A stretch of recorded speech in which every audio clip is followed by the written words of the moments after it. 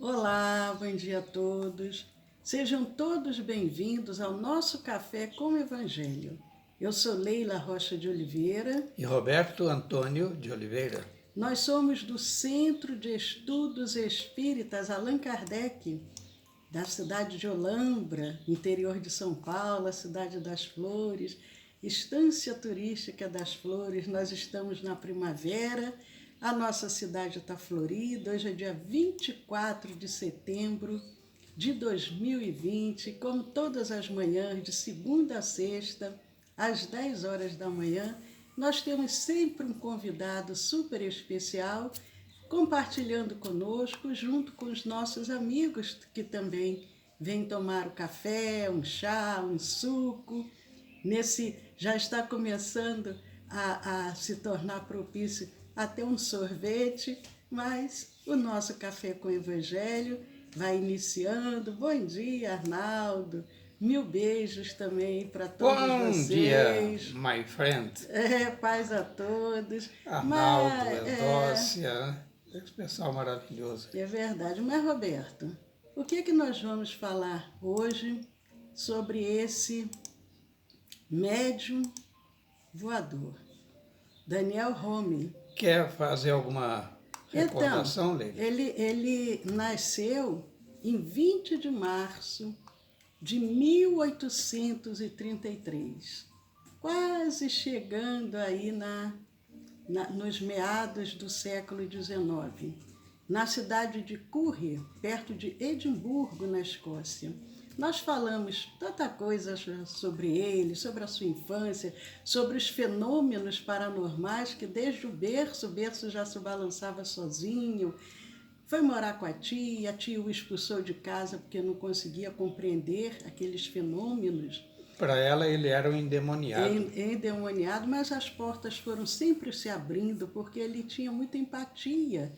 Ele era muito simpático, então ele tinha muitos amigos que gostavam muito dele.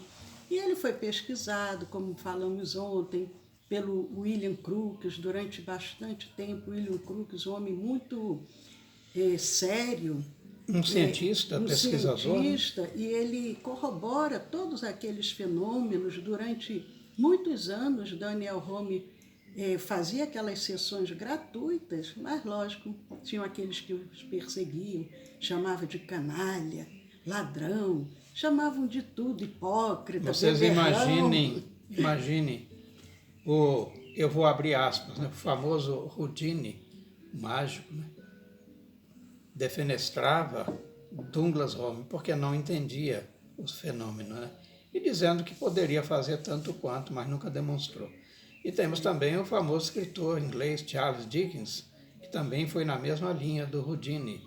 Então ele foi defenestrado, Douglas Home, porém jamais provado que ele era um mistificador, um falsário, um usurpador, absolutamente. Então os fenômenos eram autênticos e ninguém melhor, gente, do que os cientistas, né? Nós estamos falando de uma celebridade da Academia Britânica de Ciências, né? Academia Real de Ciências de Londres, que era o William Crookes. É verdade. E ele era muito respeitado como médium, inclusive Allan Kardec, que tinha uma seriedade, uma responsabilidade, um compromisso muito grande com a verdade. Em duas ocasiões diferentes, ele cita o Daniel Home nas revistas espíritas. Nessa revista do mês de fevereiro de 1858, Kardec abre um amplo espaço para fazer uma análise, como ele dizia, com o escalpelo, né, da verdade sobre os fenômenos, e autenticou-os. E também na revista de outubro, melhor, de setembro, do ano de 1863.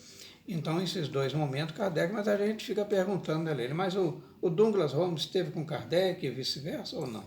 Ele chegou aí a Paris, inclusive Kardec diz que foi muito bom a presença dele em Paris, ajudou muito as demonstrações da prática científica do Espiritismo. Mas 5 anos de diferença de uma revista para outra, e Kardec não muda o seu conceito com relação ao Daniel. E o que ele vem falando, Roberto, na Revista Espírita com relação ao Daniel Home? Aí a gente abre aspas, porque o texto é literal, né? Diz assim: é um jovem de talhe mediano, louro, cuja fisionomia melancólica nada tem de excêntrico. É de compleição muito delicada, de costumes simples e suaves, de um caráter afável e benevolente, e sobre o qual o contato das grandezas não lançou nem arrogância, nem ostentação.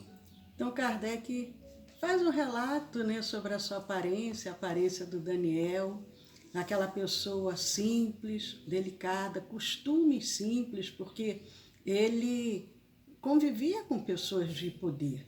E ele diz que, apesar dele ter esse contato com as grandezas eram quem? Com a nobreza, com aquelas pessoas de posse, aqueles homens bem conceituados financeiramente, materialmente na sociedade. Inclusive na Rússia, né? Mas isso não fez com que ele se tornasse nem arrogante e nem se ostentasse, porque já era um espírito que essa vaidade do mundo não não seduzia mais. Não seduzia, exatamente. E Kardec continua dizendo que, dotado de uma excessiva modéstia, ele não era modesto, ele era excessivamente modesto. Fala de Kardec, né? Jamais exibiu a sua maravilhosa faculdade. Nunca exibiu. É como Kardec dizia, a mediunidade não subirá ao palco das feiras. Aliás, ele falava do espiritismo, mas pelo aspecto fenomênico, né? Jamais falou de si mesmo, os outros é que falavam dele, ele jamais falava de si mesmo. E se na expansão da intimidade, quanto a coisas que lhe são pessoais, é com simplicidade, e jamais com a ênfase própria das pessoas com as quais a malevolência procura compará-lo. A malevolência. Falamos daí de duas celebridades, né? Uma no campo das prestidigitações e outra, um grande escritor consagrado, né? Pela crítica, mas então ele não se deixava embair pela malevolência. E a gente vê o que a Revista Espírita, a primeira edição da Revista Espírita, ela foi lançada em janeiro de 1858, menos de um ano após o lançamento de O Livro dos Espíritos, que foi em 18 de abril de 1857. E a Revista Espírita também é muito interessante a forma como ela foi criada. Numa outra oportunidade a gente até pode comentar sobre isso.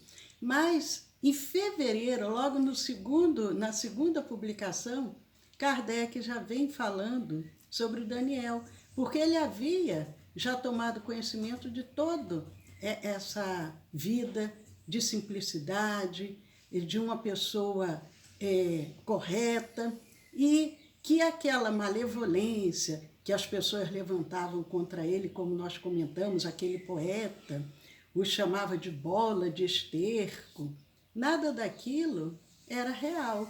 É o que Kardec vem dizendo. É aquela história, se a gente vai se ocupar em se defender, não vai acontecer, não vai realizar nada. Ele tinha uma missão junto a nós, né? Então, vários fatos íntimos, ainda é Kardec, né, Leila, que continua relatando. Sim. Vários fatos íntimos que são do nosso conhecimento pessoal. Portanto, Kardec ele se incluía e também seus observadores, aliás, aqueles que comungavam com ele, provavelmente da Sociedade Parisiense de Estudos Espíritas. Então ele dizia, no nosso conhecimento provam que nele quem? No Daniel, né? Daniel, nobres sentimentos e uma grande elevação de alma. Porque a gente sente isso vibratoriamente. Lembrando que Kardec era magnetizador. Então ele sentia esse envolvimento da chamada grande alma, né? Então nós o constatamos com tanto maior prazer quanto se conhece a influência das disposições morais sobre a natureza das manifestações. Disposições morais, não com propósito digno, não propósito de diversão, de divertimento, de distração.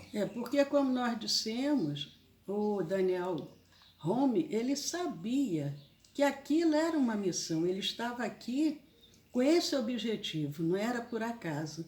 Mas vamos ver, Roberto, mais alguns amigos que estejam aqui compartilhando do nosso café nessa manhã e para que a gente possa cumprimentar a mais alguns que porventura tenham chegado. Oh, bom dia, Cirlei, que bom, sinta-se acolhida, fique à vontade. O café está servido. A Maria Dolores também. Obrigado, Maria Dolores. Um abençoado dia para todos nós. A Maria nos deseja. Bom dia também para a Niva. Muito bom, Niva, estarmos todos juntos refletindo sobre a missão desse grande trabalhador do Cristo, Daniel Douglas Home, que veio com uma mediunidade exuberante, como William Crookes disse, nós comentamos ontem, que de todos aqueles médiuns que ele havia pesquisado de efeitos físicos, o Daniel Home era o maior de todos. Mas continua Kardec nos dizendo, o Sr. Home é um médium do gênero daqueles que produzem manifestações ostensivas, sem excluir, por isso, as comunicações inteligentes. Mas as suas predisposições naturais lhe dão, para as primeiras, uma aptidão mais especial. Kardec vem dizendo, e nos nossos cursos, inclusive de Espiritismo, nós estudamos os vários tipos de mediunidade. Tem as mediunidades de efeito físico, tem as mediunidades de efeito inteligente, tem vários tipos ali no livro dos médiuns. O Kardec destrincha com relação à mediunidade de uma forma assim, podemos dizer, exuberante. E o Kardec vem dizendo, com relação a Daniel, que ele era um médium de manifestações ostensivas, porque eram manifestações de efeitos físicos, saía levitando, saía fogo, labaredas de fogo da cabeça, era assim, era uma coisa fenomenal. Mas Kardec diz, além disso, as comunicações que ele trazia eram comunicações inteligentes, não era apenas o fenômeno em si, tinha um objetivo mais profundo. Muito, muito bom isso, não é verdade, Roberto? É correto, sabendo que as manifestações inteligentes são aquelas que vão além do efeito material, físico, ou observável, pura e simplesmente, porque traz informações, né? Agora, ele continuando Kardec, ele diz assim, sob a sua influência, os mais estranhos ruídos se fazem ouvir, o ar se agita, os corpos sólidos se movem, se erguem, se transportam de um lugar a outro através do espaço. Bom, nós falamos detalhadamente sobre isso, e alguns detalhes a mais, né, durante esses dias. Mas agora estamos ouvindo a transcrição do próprio codificador, que testifica, ou melhor, que engrandece o Douglas Home aos nossos olhos, né? E ainda instrumentos de música fazem ouvir sons melodiosos, né? E seres do mundo extracorpóreo, está querendo dizer os espíritos, né? Falam, escrevem e frequentemente vos abraçam, até causar dor. Gente, quando eu li isso aqui, eu fiquei assim com a Leila da agora, né? Eu vou rir? Não, tem que refletir. Já ouviram falar naquele abraço de quebra-costelas? Por isso, assim, frequentemente os abraçam até causar dor. Não aperta muito não, porque está doendo. É como se os espíritos quisessem assim, eu vou apertar bastante, porque você, depois que eu me afastar, ainda vai ficar com a dorzinha, você vai falar assim, não foi uma ilusão, não, né? Absolutamente. O fenômeno foi real. Então, os espíritos apareciam, falavam, escreviam, abraçavam. Mais prova do que isso, é isso que a gente fica, às vezes, assim, pensando, tanta prova, 200 anos praticamente se passaram, quase 200 anos, mais de 160, e as pessoas ainda não acreditam. É incrível uma coisa dessa, não é? Nós poderíamos até no primeiro momento lançar um olhar de estranheza sobre isso, mas conhecendo a natureza humana, nós optamos pela outra abordagem, se é possível fazer isso, né? Mas é uma opinião pessoal, porque eu me conheço. Então, muitas vezes as realidades novas, os fatos novos, eles vão chocar os nossos conceitos, vão nos retirar literalmente da chamada zona de conforto, vão nos levar a pensar, e isso para muitos é constrangedor, quando não seja pelo menos um desassossego, né? Pensar dói, né? Não é aquele abraço do espírito, mas pensar dói. Muitos delegam para o outro para pensar por ele. A própria criança, né, Lê? Às vezes, nossa, mas agora eu tenho que fazer isso, tenho que fazer. É porque cresceu. Crescer dói, né? Crescer dói. E ainda Kardec continua dizendo, ele mesmo foi visto várias vezes em presença de testemunhas oculares, elevado sem sustentação a vários metros de altura. E continua falando do senhor Rome. Da levitação, Levitação. Né? Era muito interessante, né? Qual o oposto da levitação? Melhor, tem um outro fenômeno parecido que a levitação, é qual?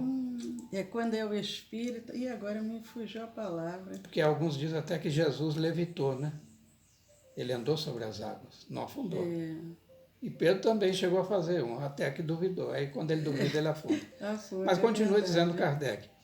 Do que nos foi ensinado sobre a classe dos espíritos que produzem, em geral, essas espécies de manifestações, não seria preciso disso concluir que o Sr. Rome não está em relação senão com a classe íntima do mundo espírita. À vontade, Leila. Eu entendo que Kardec vem dizendo que o Daniel, ele estava bem assessorado. Ele tinha ali a seu lado espíritos nobres para o conduzir. Porque Kardec fala sobre a classe dos espíritos, e lá em O Livro dos Espíritos tem dividido, Kardec, educador... Uma divisão hierárquica, né? Tem aquela divisão das classes dos espíritos, é muito interessante. E Kardec diz, o que tudo, né, se constata, que o Rome, ele estava assessorado por uma classe ali, ele tinha uma intimidade com essa classe desse mundo espírita, de espíritos de mais evolução moral. E o caráter de Rome, as qualidades morais que o distinguem, diz Kardec, devem, ao contrário, granjear-lhe a simpatia dos espíritos superiores. Muito importante isso. Porque o que nos leva a nos conectar ou fazer com que ele se aproxime de nós é o nosso caráter. É isso que Kardec está dizendo ali. A conduta, né? As nossas qualidades morais, falam por si mesmo, porque é o que nos vai no íntimo, na alma. E todos os espíritos, sobretudo os evoluídos, têm pleno acesso aos nossos pensamentos mais íntimos, né? Mas é muito interessante a colocação de Kardec quando ele diz que Rome era para aqueles espíritos um instrumento. Qual o objetivo do Rome ao trazer essas sessões com esses efeitos todos que eram ali realizados?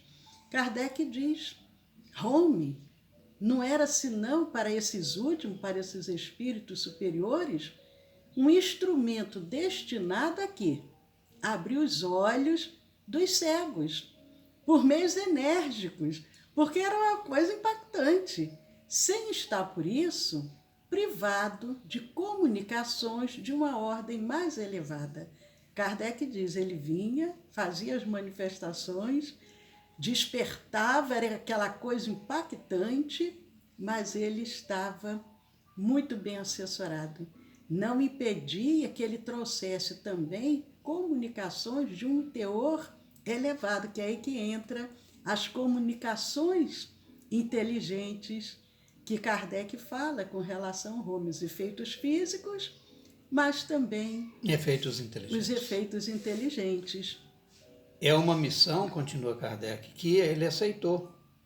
Missão que não está isenta nem de tribulações, nem de perigos, mas que cumpre com resignação e perseverança, sob a égide do espírito de sua mãe, seu verdadeiro anjo guardião.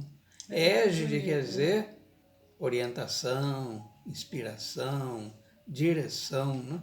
E a própria mãe do Rome, que já havia desencarnado, era aquela que o auxiliava nessa trajetória muito bonita. A gente lembra também de Chico Xavier, que a mãe vinha para auxiliá-lo. A mãe do Divaldo, depois que desencarna, ela vem e fica ali, sempre assessorando o Divaldo. Aquela mãe amorosa, ela mesmo à distância, o filho nunca tem idade, ela está sempre ali, procurando acolher, procurando auxiliar, procurando dirigir. Isso é muito bonito. Eu acho, Leila, que o que eu já li sobre o Chico Xavier, e eu volto a lembrar, foi o primeiro livro de conteúdo espírita que me veio ter as mãos, e eu tinha aí meus 14 anos, foi o Lindo dos Casos Chico Xavier, de Ramiro Gama. E eu acho que para escrever sobre o Douglas Home, deveria ter ali um escritor desse tipo, né? Descrevê-lo na sua intimidade, no seu dia a dia, uma figura humana, assim como nós tivemos aqui com o nosso querido Chico, né? Vemos que é uma figura extremamente humana, bem próximo da gente, porque embora distanciado no templo, né? Esse nosso convidado, o Douglas Home, mas faltou também alguém que trouxesse as notícias dele na sua intimidade, no seu dia a dia, seus hábitos simples e, naturalmente, né, como é que ele teve que lidar com uma mediunidade tão forte desde os primeiros anos de sua vida, já que antes até do primeiro ano, o berço próprio ele balançava e vai por aí, né? Devia ser muito difícil, é como muito. Kardec coloca, e nós vamos só fechar esse nosso raciocínio e amanhã nós continuamos, mas dizendo que é uma missão. Ele aceitou a missão, mas que era uma missão que não estava isenta nem de tribulações, nem de perigos. Nós vimos, ele foi maltratado, foi agredido por um camponês que achava que ele era um bruxo. Ele foi acusado de muitas coisas, teve que sair da Itália, buscar outros refúgios em outros países, perde a mediunidade temporariamente. Mas Kardec diz, cumpre com resignação e perseverança. Resignação e perseverança. E é isso que nós também precisamos, ter perseverança para cumprirmos a nossa missão, seja qual ela for, enquanto aqui estamos encarnados, porque todos nós temos uma missão. Às vezes uma missão maior para impactar a humanidade. Outros uma missão menor, mas todos temos. E que possamos também ter a resignação, a perseverança para, da mesma forma que Daniel Douglas Home, quando foi expulso do lar da própria mãe adotiva, aquela tia que o acolheu como uma mãe, o expulso, ele poderia ter se desviado, poderia ter se tornado uma pessoa do mal, mas não. Ele continuou firme, buscando sempre o caminho do bem. Só para recordar, né, Leila, que o Douglas Home não conheceu a mãe em vida, né? Vamos se chamar entre nós. Porque ela desencarna por ocasião do parto. Né? Agora eu fiquei na dúvida, não está confundindo com outro, não? Não. Não, agora eu fiquei até na dúvida. Tanta gente que a gente fala. Por isso que ele foi adotado pela tia, né? Porque estava sob os cuidados do pai. Depois o pai teve que largar, lembrando que o pai ele era um alcoólatra, né? Então as provações para ele começaram bem cedo, o que faz com que ele cresça mais ainda aos nossos olhos. É verdade. E a Maria Dolores diz, a verdade prevalece sempre. E a Sueli A Sueli, com relação aos filhos, ela diz, são nossas crianças para sempre. É Ah, verdade, a minha mãe está com 95 anos e fala, minha Leilinha. Os filhos são as nossas eternas crianças, independente da idade, isso é verdade. com Sueli. certeza, Sueli. Mas hoje é quinta-feira, 20 horas, nós temos o nosso curso de Espiritismo. Ao final, nós temos o passe à distância, a magnetização das águas, das medicações. Amanhã nós vamos dar continuidade a essa história. Teria muito mais para falar, mas aí amanhã a gente fecha a semana relembrando esse querido trabalhador do bem e convidamos a todos que porventura ainda não conheçam os nossos canais do YouTube e do Telegram, entrem lá, se inscrevam, compartilhem, dêem um joinha, façam comentários e quem já conhece também entrem lá, dêem um joinha, compartilhem, façam comentários, vamos espalhar essa luz, essa semente de esperança em outros corações. O nosso canal do YouTube é o Centro de Estudos Espíritas Allan Kardec, aqui de Olambra, e o nosso canal do Telegram é o SEAC Olambra. Juntos podemos muito. Vamos criar essa grande rede do bem, de esperança e de fraternidade. A Sueli nos deseja um lindo e abençoado dia a todos e dizendo até a noite. Até a noite para todos vocês. E até amanhã, às 10 da manhã. Então, amanhã nós fecharemos. É o chamado epílogo, né? Dessa figura ímpar, né? Maravilhosa, que encantou aqueles que com ele conviveram e que nós, só pelos relatos, já nos arrebatam também. Muito obrigado mais uma vez. E estejamos em paz. E amanhã nos veremos com a graça de Deus. Até lá.